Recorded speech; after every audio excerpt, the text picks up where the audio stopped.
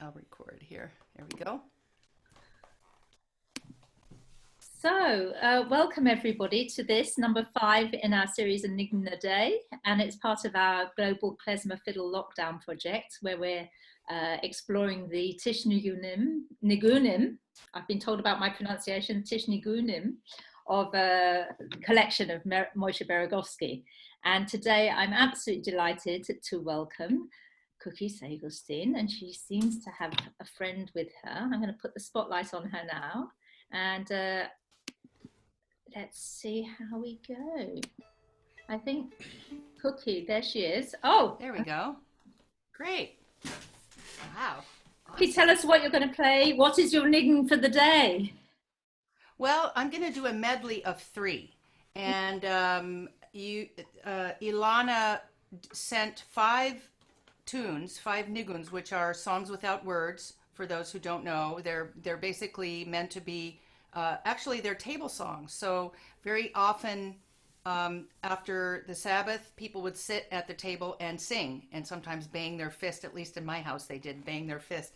But sometimes they're oftentimes very soulful, on the slower side tunes. But she sent 5, and 2 of them were kind of on the slow side, and the other 3 were of medium or fast tempo. So I've chosen 2 of the slower ones and 1 of the fast ones, and I'm going to do them in a medley. Wait, I'm just going to let in May. You're going to take care of that, right, Ilana? You'll let people in as they come in? Absolutely. Okay, so all I have to do is play. So these are, there's a table nigun, a table song, one that's just called nigun, again, which is a melody without words, and then there's a march. So we've chosen to make the march a little like a bagpipe tune. We'll see what happens. Okay, so here we go.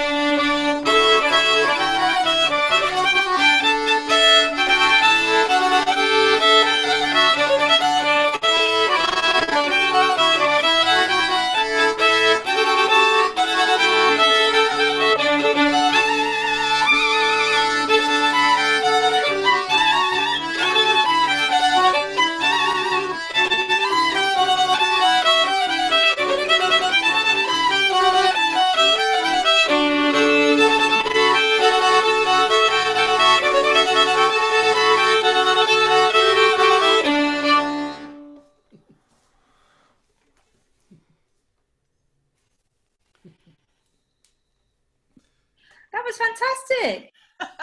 Thank you. That all three already?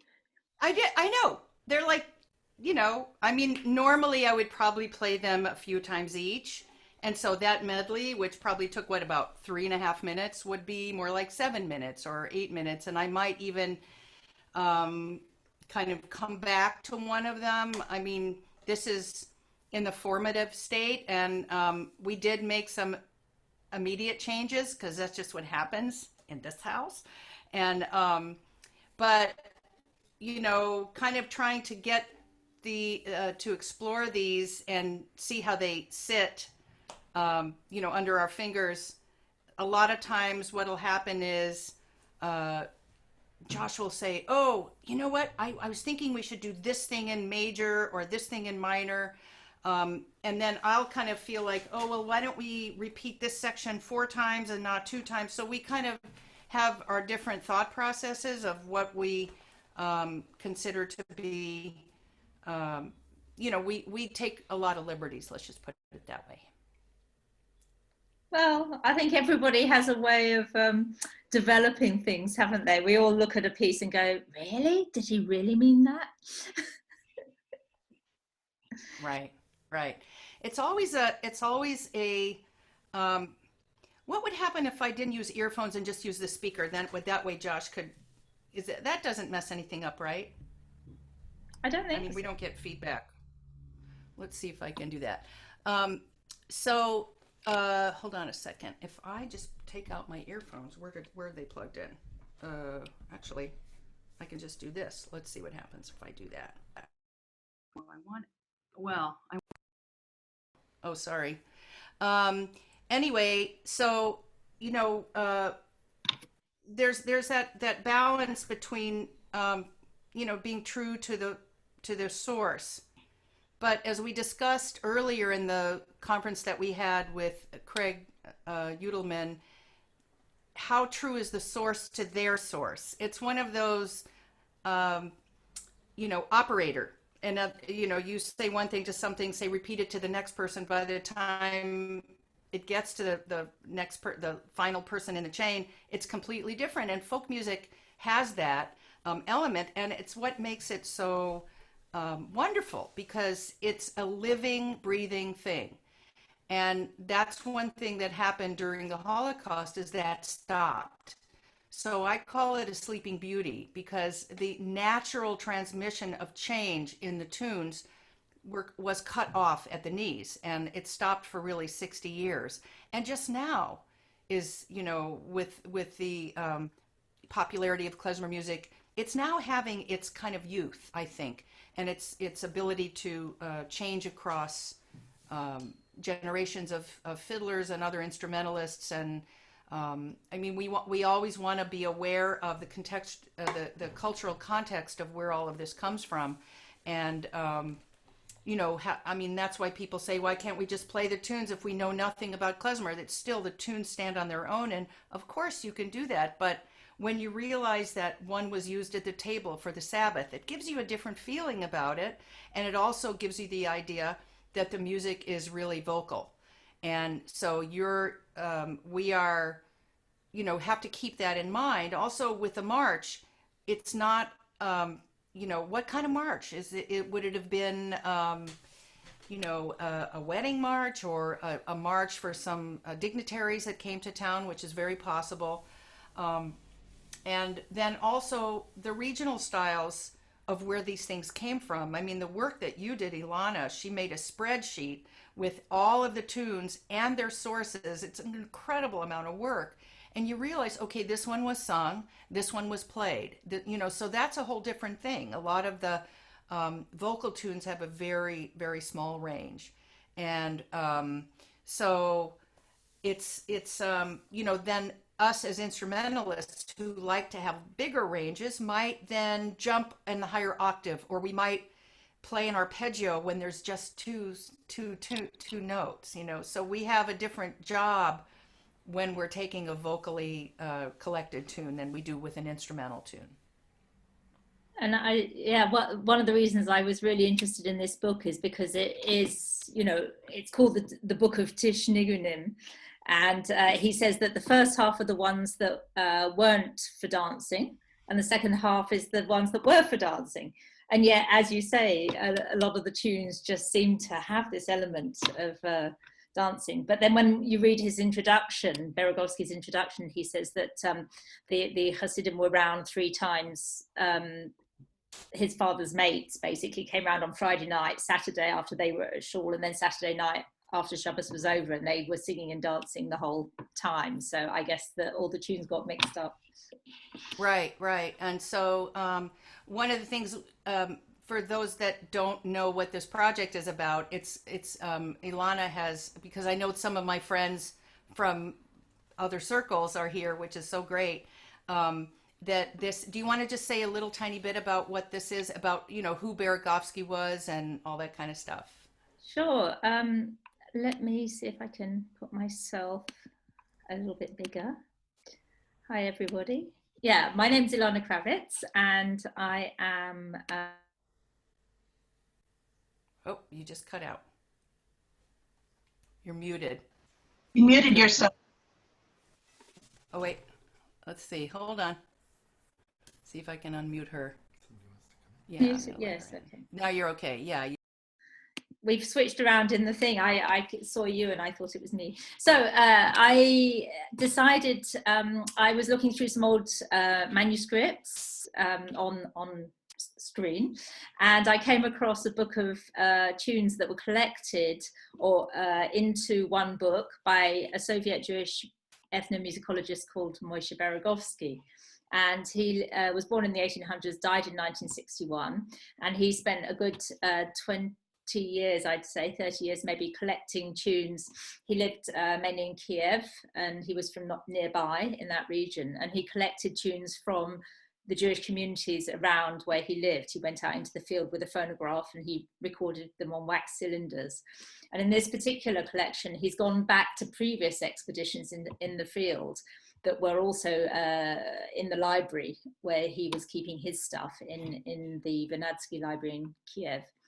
And these recordings were rediscovered after the war. It was thought that they'd been lost, but as with many things, they turned out to be somewhere, and because it was still former Soviet Union, they'd been sort of spirited away and they came back again. So very interesting collection. I saw this book and thought, well, it hasn't been published in English, and we don't really know the tunes so well as some of the other books, because there are 5 volumes and some of them have songs, some of them are instrumental. One is a Purim spiel, a Purim play, which is the story of how Esther saved the Jews. And that's like a whole different Megillah, as we say, a story. So it's a very interesting volume. And I thought, well, if we could actually just all play it, that would be very exciting. Anyway, back to Cookie. Enough of me.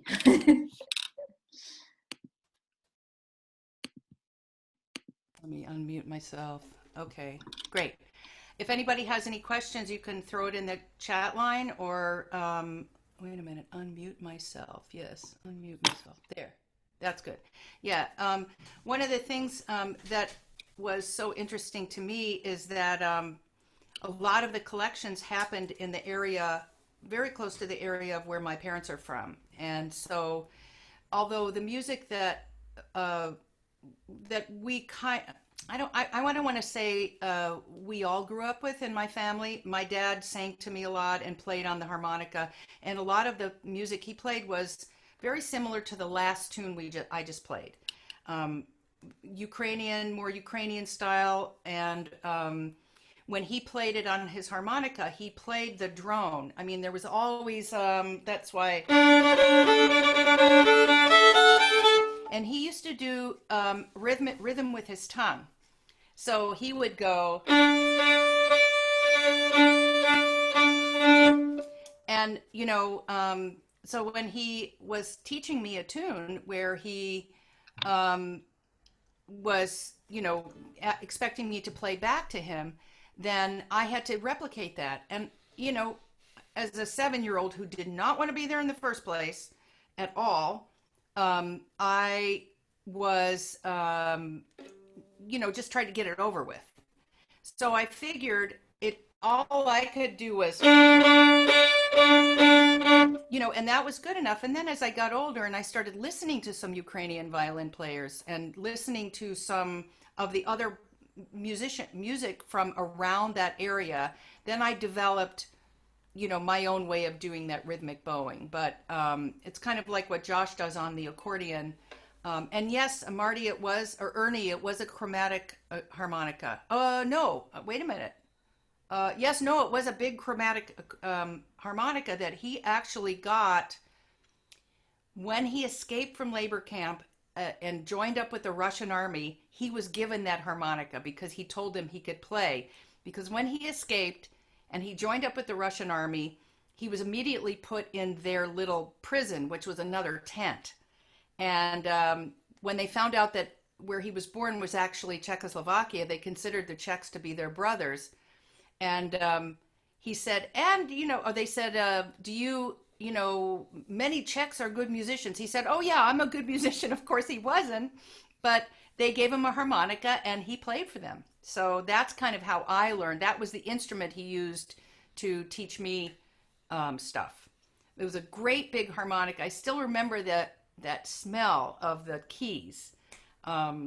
Anyway, I don't still have the harmonica, Marty. I don't still have it. I have his accordion. It's in terrible shape. He was not a very good accordion player. Somebody gave him one and he started taking lessons. But yeah, I wish I still had. I have his pipes and I have his Leica camera. That's it. So, but I feel very lucky that even though I didn't at the time, that I had this source growing up. At the time it was a big burden. I hated it and, wanted nothing to do with it. But that's it. That's right. That's why we make our 8-year-old do it. She's listening. Oh, awesome. Yeah, great. Thanks, Kristen. Yeah. And Cookie, any of the Nigunim, you said there was a lot of table pounding that went on with the singing after meals. Did you absorb any of that? Yeah, there was one. I remember a little bit of one that had 3 sections, but I only remember, I think, the 2. My father's Nigun. Did we ever play that together? Long time ago. Yeah, I'll show you. Let's see. It's in D minor. Duh. Everything's in D minor. Well, these weren't. These weren't, right. Okay. Josh Horowitz on the accordion, on the button accordion. That's just Josh behind Horowitz. There. It's my husband. He can't hear anything. That's okay. That's why he's so quiet. He gave a really good thing today, a lecture today. Okay. So it's D minor? Yeah, it's not too fast. Let's see if I remember it. About.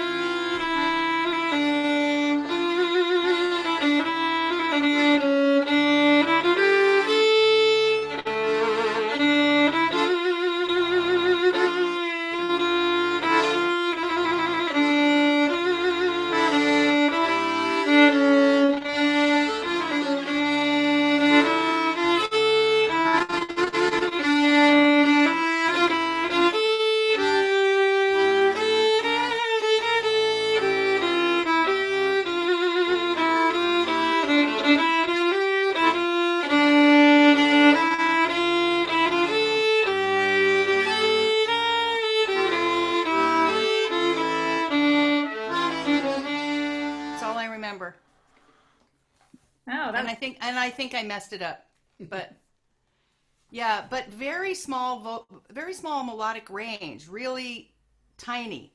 And, even as a kid, I wasn't drawn to that at all. And I used to go, once a year, I used to go skiing with my father.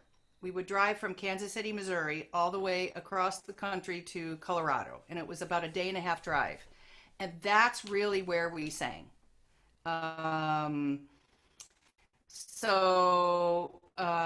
Teresa says hi. She's my camera roommate. Hi, Terry. So a lot of this stuff, he kind of came alive and he sang to me and in some cases yelled the songs to me. So I learned it pretty quick that way. Yeah. Any other questions? This is your chance in the audience there. Oh, this is it. Yeah. This is your... Otherwise, So, ask Cookie to play another tune. okay. I want to play one of my favorite Beregovski tunes. Oh, wow. It was kind of, I think it was the one I recorded for Craig's thing, but it's really one of my favorites. And you'll see this one is, it's very snaky. And it's one of the reasons I like it. My father did not play Jewish weddings with his harmonica at all. Ernie Gruner asked, because he was a tailor and a pattern maker for women's clothing. When he came to this country, he got his certificate. He was apprenticed in Beregovski, where he's from, as a tailor, but then he came to the States and they settled in New York for a while, and he got his certificate from what became the, it was called the New York School of Design. I think it became the Fashion Institute. I'm not sure. But he got a certificate in women's pattern making and design. So anyway, we're going to play this. This is an instrumental tune. You'll see the difference. These other ones that I played, even the march, I think they were collected vocally, right, Ilana? I think all of those. So this one would be very hard to vocalize. You know which one I want to do? He knows which one. Okay, here we go.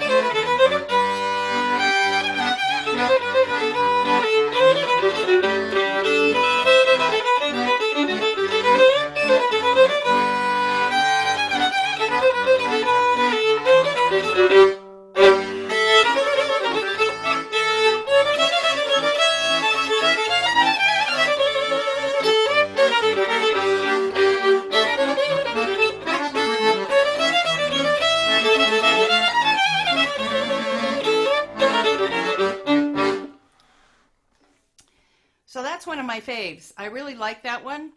I also like a lot of the Dobry that are in his collection. And I think we'll just play one. It takes 1 minute. And then any other quick, yeah, that one, The Good, Bad, and the Ugly. You explain, right? Cookie, what's the Dobry Den? A Dobry Den, which means good day, was used to escort wedding guests, we think. It was played at the banquets. Played at the banquets, also escorting guests. The day of the wedding. The day of the wedding. Okay. On the day of the banquet, yeah. Okay. Yeah.